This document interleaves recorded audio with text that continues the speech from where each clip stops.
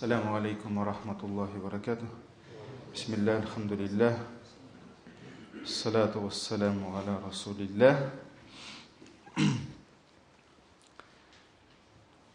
Судный день, и мы с вами начали говорить про то, за что Аллах будет, для чего Аллах будет подвергать расчету неверующих.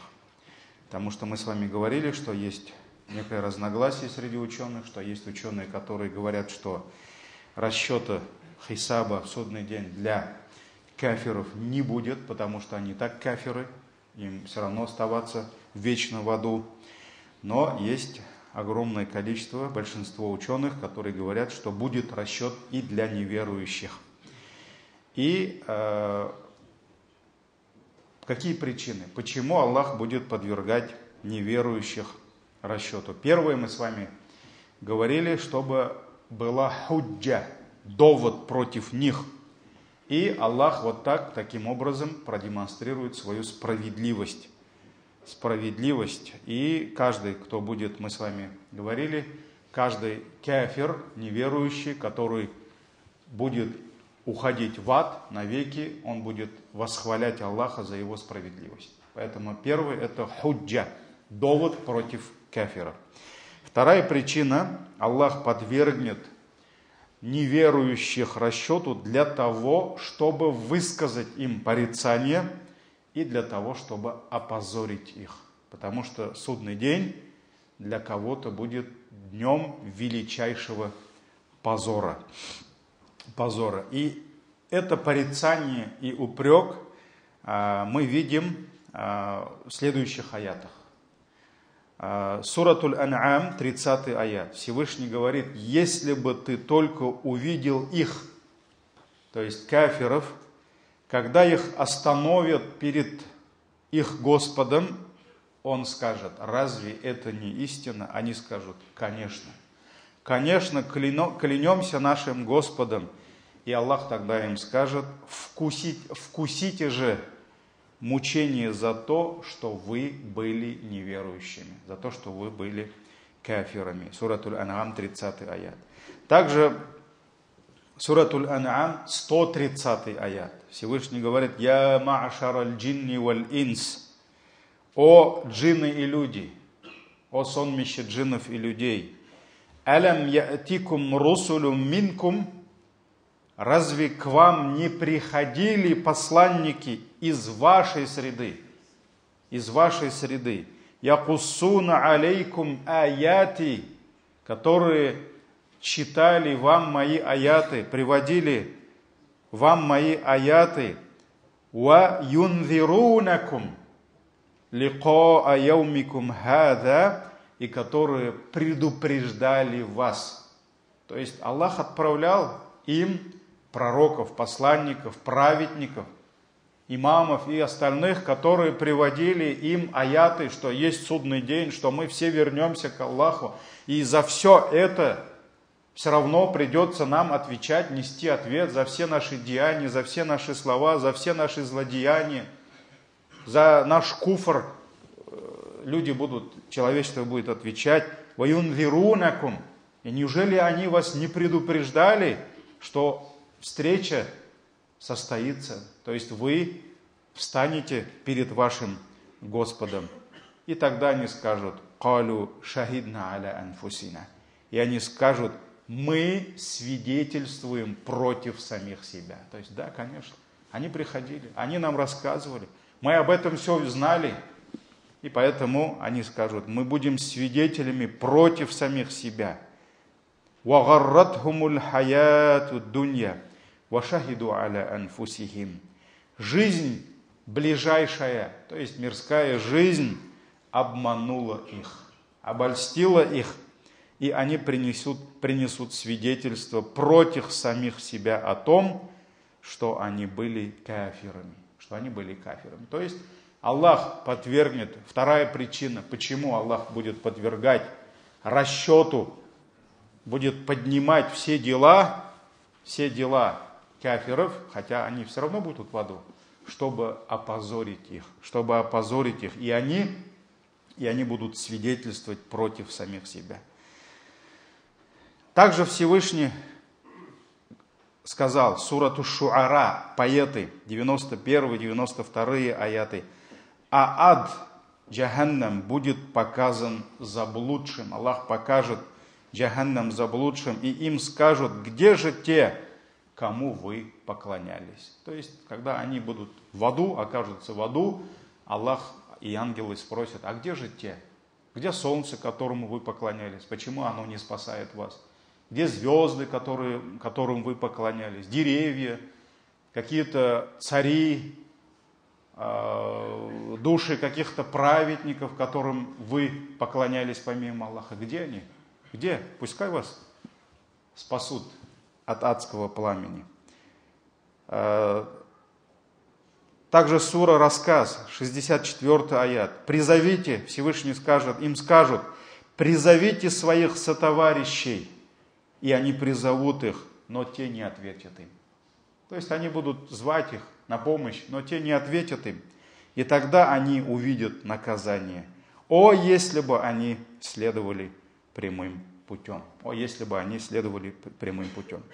Поэтому Ибн Кафир, величайший муфассир, пишет, что же касается неверующих, то их дела будут взвешены в судный день, даже если у них не будет никаких благ. То есть даже если у кафира Аллах не принял ни одного дела, ни одного благодеяния, у него не будет, которые можно было бы противопоставить их злодеяниям, их неверию, Аллах все равно, даже если не будет на чаше весов благих дел, Аллах все равно будет делать им расчет, то есть их дела будут взвешены, чтобы показать, в каком бедственном и страшном положении они оказались, и опозорить их в присутствии всех остальных людей. Об этом пишет Ибн Касир. Также следующая причина, почему Аллах будет рассчитывать неверующих в судный день, это то, что кафиры, хотя они совершили самые страшные злодеяния, самые страшные преступления, они пошли против своего Создателя, они проявили неверие по отношению к Нему, но они отличаются друг от друга. То есть, что касается их неверия, грехов, ослушания Аллаха, ширка, зульма, злодеяний, один кафир, неверующий, может отличаться от другого. В ком-то куфра может оказаться в 10 раз больше, а то и в 100 раз больше. И злодеяний, может быть, он успел совершить намного больше, чем другой кафир. Поэтому кафиры, они отличаются друг от друга. И также мучения в огне, которые ждут их, они будут, ученые говорят, соответствовать их злодеяниям. То есть каждый кафир, он получит наказание в соответствии его куфра, его грехов и злодеяний. Поэтому в аду, мы знаем, много этажей.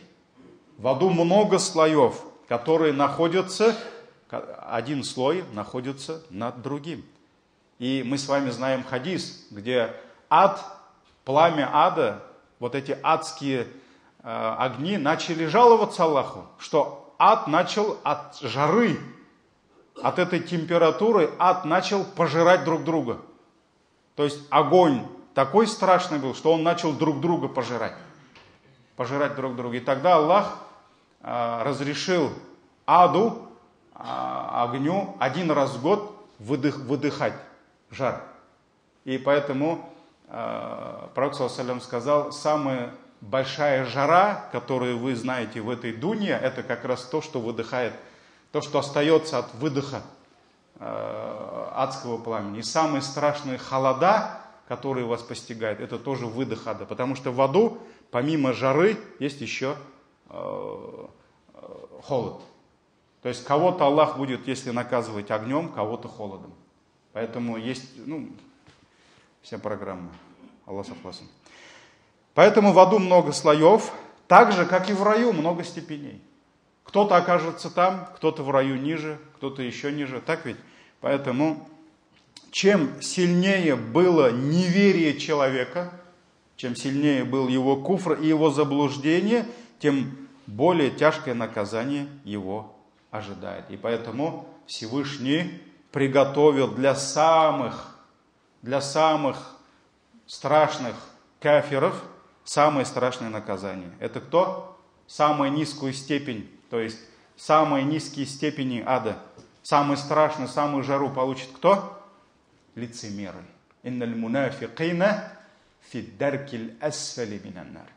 Аллах сказал в Коране, это сура Ан-Ниса, женщины, 145 аят, воистину лицемеры окажутся на самой нижайшей ступени огня. То есть если даже взять рай, в Коране и в хадисах эти степеня рая, этажи, называются дараджат. На татарском языке есть слово даража. Что такое даража? Даража сузур дилер, да? То есть его степень, его уважение, авторитет больше. То есть в арабском языке слово дараджа означает все выше, когда идет выше. То есть поэтому этажи рая называются как дараджат, то есть степеня. А в арабском языке этажи, которые идут вниз, все ниже и ниже, называются дарака. Даракат. Не джим, а ка. Это, субханаллах, это богатство арабского языка. Это там не надо просто говорить этаж, степень, да, как нам принято. Там можно отдельное слово, как раз в Коране мы находим отдельное слово, этажи, степени, которые идут вверх, дараджат, а даракат это то, что идет вниз. Поэтому для обладателей рая Аллах приготовил этажи дараджат, у этого дараджа больше, у этого еще больше, а для обладателей ада, так как ад идет вниз, даракат. И поэтому тот, кто займет самую нижайшую степень, самый низкий этаж, самый близкий к огню, это даркуль асфаль. Аллах говорит в Коране, это самая нижайшая степень дарака ада. Поэтому там дараджат, а сюда даракат. Это богатство, машаллах, арабского языка. Поэтому они будут отличаться. И ученые сказали, наказание тех, у кого было больше скверных дел, конечно, будет тяжелее, чем наказание того, у кого скверных дел было меньше. А тем, у кого были благие дела, наказание облегчится. И здесь можно привести пример двух людей из окружения пророка, саллаллаху алейхи ва саллям. То есть это два, к сожалению, оба они кафира. Но если поставить на чашу весов злодеяние одного кафира и сравнить с преступлениями второго, конечно, между ними разница больше, чем разница между небом и землей. Первый – это Абу Лахаб, таббат, яда аби лахаби ва таб. Аллах проклял этого человека, который был одним из ближайших родственников нашего любимого пророка, саллаллаху алейхи ва саллям. Но он совершил самое страшное злодеяние. Его куфр был безграничный, поэтому таббат, Аллах проклял его. А второй – это другой дядя пророка, саллаллаху алейхи ва саллям, это Абу Талиб. Абу Талиб, несмотря на то, что он принес огромную пользу для мусульман, для пророка, саллаллаху алейхи ва саллям, он не давал ему в обиду, его в обиду никому. Что только Абу Талибу не предлагали, чтобы он отдал пророка Мухаммада на растерзание кафирам. Он не отдал. Но в чем было преступление Абу Талиба? Он был кафиром. Он остался многобожником. Поэтому то наказание, которое Аллах приготовил для Абу Лахаба, ученые говорят, конечно,